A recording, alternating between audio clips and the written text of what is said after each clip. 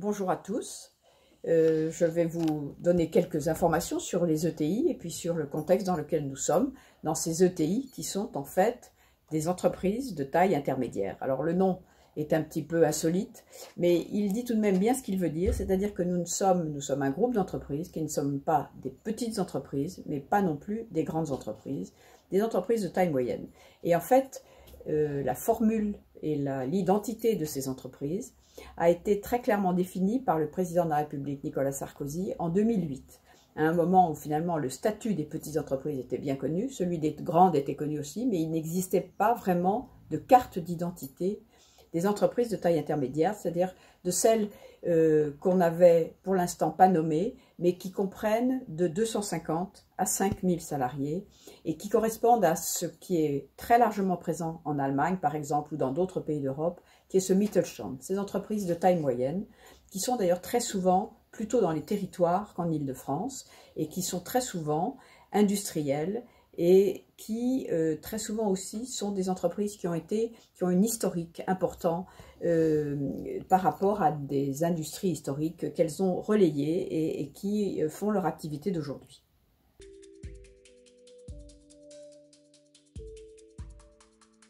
C'est qu'elles sont le plus souvent indépendantes, c'est-à-dire qu'elles ont ou une majorité de leurs actions dans leurs propres mains, ou même la totalité.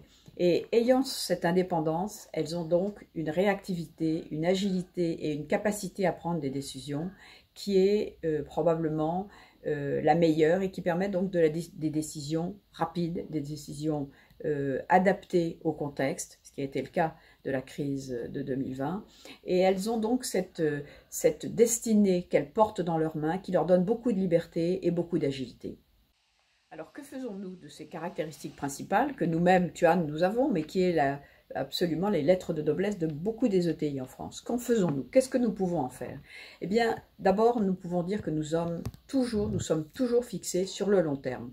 Nous ne sommes pas comme les entreprises qui sont détenues uniquement par des moyens financiers axés sur le cours de la bourse du lendemain. Nous sommes au contraire dans le long terme, c'est-à-dire que nous avons toujours la vision de ce qui va se passer dans 3 ans, dans 5 ans ou dans 10 ans. Et donc, nous avons vraiment l'œil fixé sur l'horizon, ce qui nous permet d'abord d'avoir des réussites qui sont des réussites obtenues dans le temps et durables, mais ce qui nous permet aussi d'accepter l'investissement qui peut être justement une mise en effort particulier temporaire pour avoir le résultat de l'après-demain. Et c'est vrai que cette vision du long terme, elle est très particulière aux ETI et elle permet effectivement par des cycles de refondation progressive et successive de nos entreprises d'avoir une durée. Elle est bonne cette durée d'abord parce que ça permet vraiment de réaliser des produits et des projets qui ont le temps de se développer et le temps d'avoir leurs bénéfices. Ça permet aussi d'avoir des emplois qui sont des emplois durables. Et ça permet aussi d'avoir des investissements, en particulier des investissements industriels, parce que choisir une machine, l'acheter, l'implanter et la rendre viable, c'est des mois, voire des années de travail. Donc cette vision du long terme, ce vécu du long terme est quelque chose qui est très caractéristique, mais qui facilite et qui favorise, je dirais, la réussite sur des temps longs qui sont les temps normaux de l'industrie.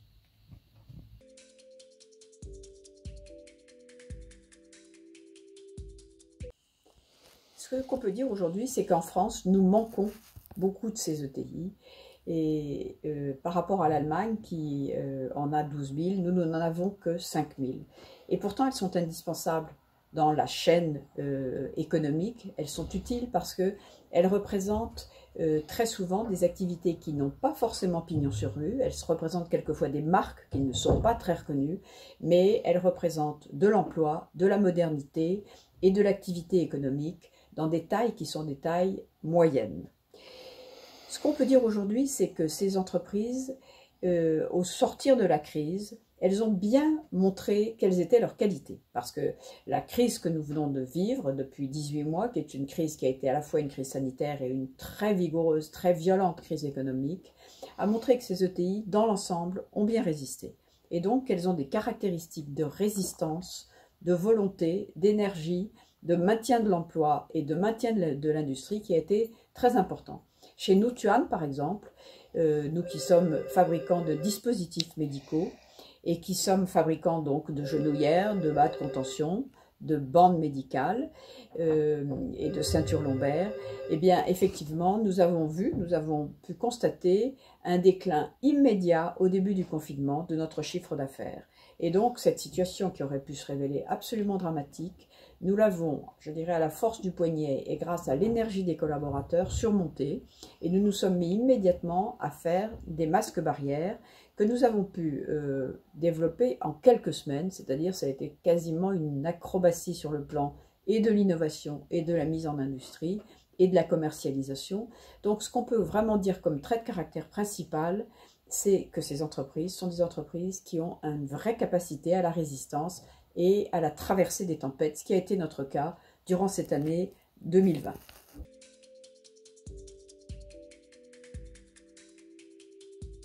De façon plus générale, pour les situer, on peut dire que ces entreprises ont comme caractéristique plusieurs I. On dit souvent les 4 I. Ce sont des industries, très souvent, c'est-à-dire qu'en général, ce sont des entreprises qui fabriquent elles-mêmes et qui ont une très bonne intégration de leur outil industriel. Donc, elles ont le contrôle des produits qu'elles vont d'une part développer et ensuite remettre sur le marché. Deuxièmement, elles sont innovatrices. C'est-à-dire que leur capacité à réagir vite, à bien connaître leur marché, à être bien implantées, où elles sont souvent leaders de leur marché, leur donne des possibilités d'innover et d'apporter des solutions innovantes. Et on sait que dans toutes les filières, il existe des ETI qui ont apporté d'énormes innovations, des innovations quasi permanentes parce qu'elles sont proches de leurs clients, proches de leur marché et qu'elles ont cette capacité à bien comprendre leurs clients. Ensuite, ce sont des entreprises qui sont maintenant le plus souvent internationales. Nous-mêmes, Tuan, nous avons développé depuis 30 ans notre international. Nous étions leaders en France sur ce marché des dispositifs médicaux d'origine textile et nous sommes maintenant implantés dans 15 filiales que nous avons montées de toutes pièces, soit en rachetant des distributeurs, soit en les mettant sur pied directement, et puis probablement 80 pays dans le monde, c'est-à-dire nous avons des distributeurs répartis un peu dans tout le monde. Et dans nos actions internationales principales, on peut relever 2 fois une acquisition d'entreprises en Allemagne, donc nous sommes maintenant implantés en Allemagne avec des équipes qui sont allemandes, ce qui est absolument indispensable à la réussite, et nous avons fait également 4 acquisitions aux États-Unis, dont une toute récente faite en fin 2020. Nous avons également une filiale en Chine, en Asie, et des distributeurs en Asie.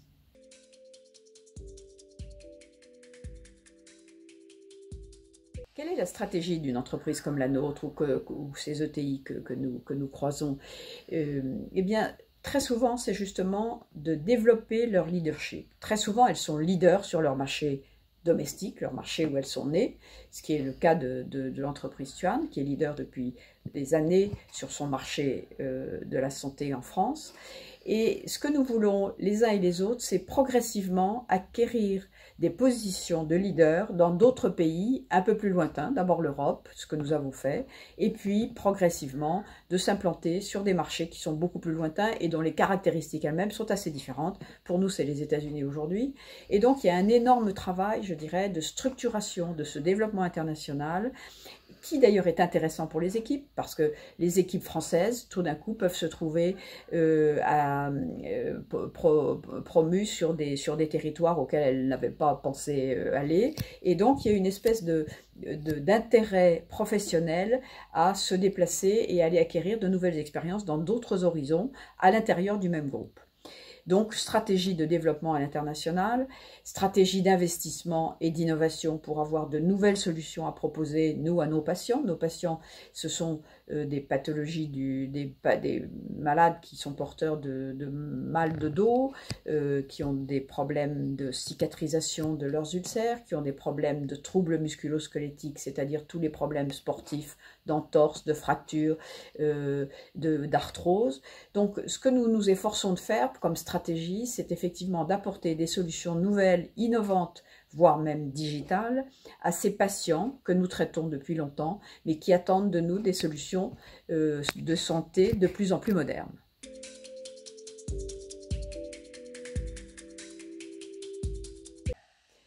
souligner aussi, pour finir, c'est que nos ETI sont très souvent, la plupart d'entre elles, sont implantées historiquement dans un territoire, et ce territoire est un territoire qui souvent est un territoire qui aujourd'hui est un peu délaissé par l'industrie, parce qu'on a vu que notre pays a beaucoup souffert de pertes progressives de son industrie, et nous sommes, nous les ETI, très souvent ceux qui sommes restés.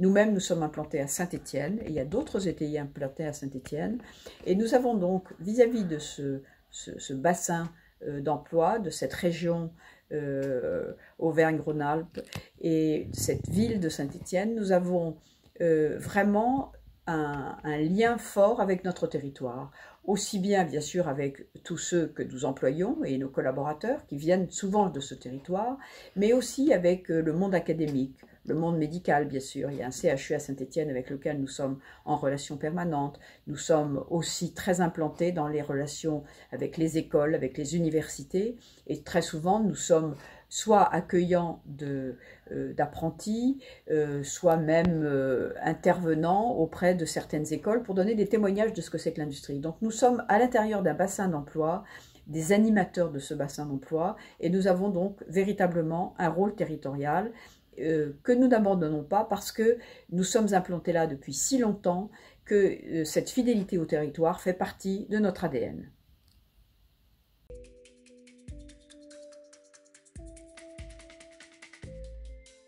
Donc voilà, peut-être un tour d'horizon très rapide, trop rapide sur les ETI, mais vous donnant, j'espère, le goût de venir nous visiter, parce que nous sommes toujours ouverts aux visites de classe d'élèves avec leurs professeurs, et nous avons tout à fait envie de vous ouvrir nos portes, si vous avez vraiment envie de voir de façon concrète ce qu'est une ETI.